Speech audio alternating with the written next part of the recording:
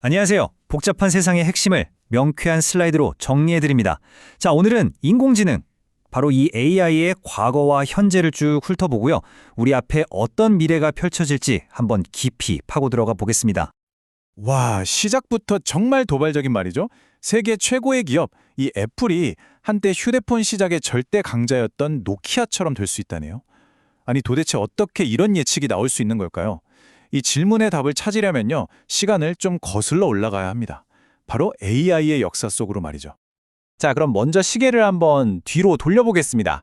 AI라는 개념 자체는 사실 엄청 오래됐거든요. 근데 왜 그 혁명은 60년이 넘도록 거의 거짓말처럼 느껴졌을까요? 그 이유부터 한번 파헤쳐보죠. 이 타임라인을 보시면 진짜 흥미로운 게 있어요. 1956년에 당대 최고의 과학자들이 모여서 야, 이거 6개월이면 되겠는데? 하고 생각했던 문제가 글쎄, 실제로는 60년 이상이 걸렸다는 겁니다. 당시에는 그냥 적군 탱크 구별하고 소련 논문 번역하는 그런 단순한 필요에서 시작됐는데 말이죠. 그 길이 정말 멀고도 험했던 거죠. 아니, 왜 이렇게 오래 걸렸을까요? 그 답은 바로 접근 방식의 차이 때문이었습니다. 옛날 방식은요, 사람이 컴퓨터한테 하나하나 다 가르쳐주는 거였어요. 고양이는 말이야, 다리가 4개고 포유류고, 이런 식으로 모든 규칙을 코드로 설명하려고 한 거죠. 근데 생각해보세요. 세상에 고양이 자세로 얼마나 많아요?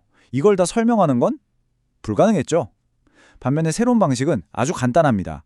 그냥 고양이 사진 수백만 장을 냅다 보여주면서 이게 고양이야! 하고 알려주는 거예요. 그럼 기계가 알아서 패턴을 학습하는 거죠. 꼭 우리 아이들이 세상을 배우는 방식하고 똑같지 않나요? 자, 그럼 도대체 뭐가 바뀐 걸까요? 어느 날 갑자기 하늘에서 천재가 뚝 떨어진 게 아니에요. 정말 신기하게도 3가지 핵심 요소가 딱 맞는 타이밍에 운명처럼 만났던 겁니다. 이게 정말 영화 같은 이야기인데요. 모두가 AI는 끝났다고 AI의 겨울이라고 부르면서 포기했을 때 꿋꿋하게 연구를 이어간 안학자의 끈기, 그리고 전혀 상관없어 보이던 비디오 게임 하려고 만든 그래픽카드의 엄청난 계산 능력, 마지막으로 인터넷이 터지면서 생긴 어마어마한 데이터의 바다, 이 3가지가 딱 맞아 떨어지면서 기적이 일어난 겁니다. 여기서 진짜 재밌는 비하인드 스토리가 하나 있는데요. 당시에 AI라는 단어가 이미지가 너무 안 좋았던 거예요. 60년 동안 된다 해놓고 안 됐으니까요. 거의 양치기 소년 취급을 받았죠. 그래서 힌튼 교수가 아주 똑똑한 선택을 합니다. 우리 기술은 옛날 AI랑 달라 하면서 딥러닝이라는 아주 멋진 새 이름을 붙여준 거죠. 이게 완벽한 리브랜딩 전략이었던 셈입니다. 자, 이제 이 엄청난 기술적 돌파구가 우리가 맨 처음에 던졌던 질문, 애플은 왜 노키아처럼 될 수 있는가와 어떻게 연결되는지 한번 살펴보시죠. 핵심은 바로 문화의 충돌입니다. 여러분, 애플 하면 뭐가 떠오르세요? 완벽함, 그쵸? 항상 완벽한 제품을 만들어서 좀 늦더라도 시작을 장악하는 전략으로 성공했잖아요. 그런데 AI의 세계는요, 완전히 180도 다릅니다. 일단 좀 부족해도 빨리 내놓고 사용자들이 써보면서 주는 피드백으로 계속 고쳐나가는 그런 베타 테스팅 문화가 기본이란 말이죠. 이 표를 보시면 애플이 처한 딜레마가 한눈에 들어옵니다. 스마트폰 시대에 애플을 최고로 만들어줬던 그 완벽주의, 비밀주의가요, AI 시대에는 오히려 발목을 잡는 족쇄가 된 거예요. 특히 인재 문제가 심각한데 최고의 AI 연구자들은 자기 연구를 세상에 알리고 싶어 하잖아요.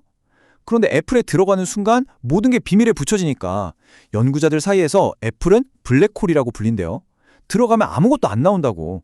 이러니 최고의 인재들이 애플을 떠나거나 가려고 하지 않는 거죠.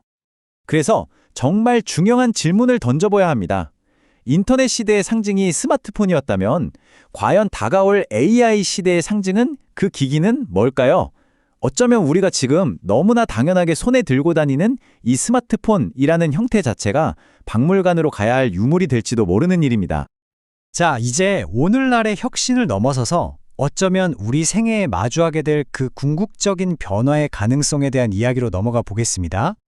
바로 범용 인공지능, AGI입니다. 이게 뭐냐면요, 지금 우리가 쓰는 챗GPT 같은 AI는 특정 분야, 예를 들면 글쓰기나 그림 그리기만 잘하는 전문가에 가깝잖아요. 근데 AGI는 그게 아니에요. 모든 분야에서 인간만큼, 아니 인간보다 훨씬 더 잘하는 만능 천재라고 생각하시면 됩니다. 가장 중요한 건요, 이게 더 이상 무슨 SF 영화 속 이야기가 아니라는 겁니다.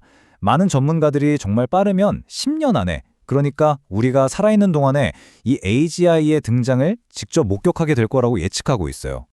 AGI가 가져올 미래는요, 정말 극과 극으로 나뉩니다. 먼저 장밋빛 전망, 유토피아 시나리오를 볼까요? 인류가 수백 년간 풀지 못했던 문제들, 무한한 청정에너지라던가 암이나 노화 같은 모든 질병, 심지어 우주의 비밀까지 AGI가 다 풀어주는 겁니다. 모든 생산은 자동화되고 우리는 상상도 못할 풍요 속에서 살게 된다는 거죠. 하지만 동전의 반대편처럼 정반대의 끔찍한 미래, 즉 디스토피아를 예측하는 사람들도 많습니다. 인간의 노동 가치가 말 그대로 0이 되면서 대부분의 사람들이 일자리를 잃고 AGI라는 이 엄청난 생산 수단을 독점한 극소수의 엘리트가 모든 부와 권력을 손에 쥐는, 뭐랄까, 기술 봉건주의 시대가 열린다는 무서운 경고입니다. 그래서 이 문제의 핵심을 제대로 보려면 AGI가 가져올 이 근본적인 경제 구조의 변화를 이해해야만 합니다. 이 슬라이드가 그 섬뜩한 경제 논리를 아주 적나라하게 보여주는데요. 지금까지 우리 경제는 생산성은 노동 곱하기 자본이었어요. 즉, 인간의 노동이 필수적이었죠. 하지만 AGI 경제는 다릅니다. 생산성은 자본, 그냥 끝이에요.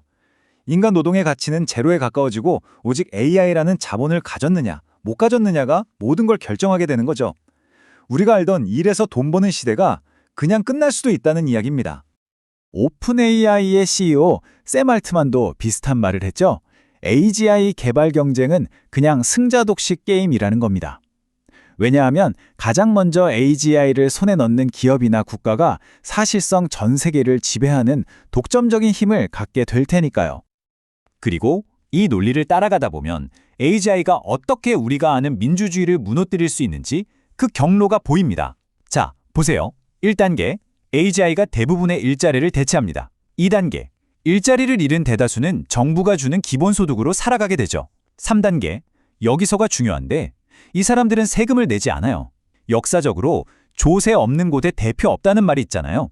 세금을 내지 않는 국민이 과연 정치적인 목소리를 계속 낼 수 있을까요? 마지막 4단계, 결국 모든 권력은 부를 창출하고 세금을 내는 극소수의 AGI 소유주에게 쏠리게 되고 민주주의는 붕괴하는 겁니다. 자, 오늘 이야기는 여기까지입니다. 마지막으로 여러분께 이 질문 하나를 던지면서 마무리하고 싶습니다.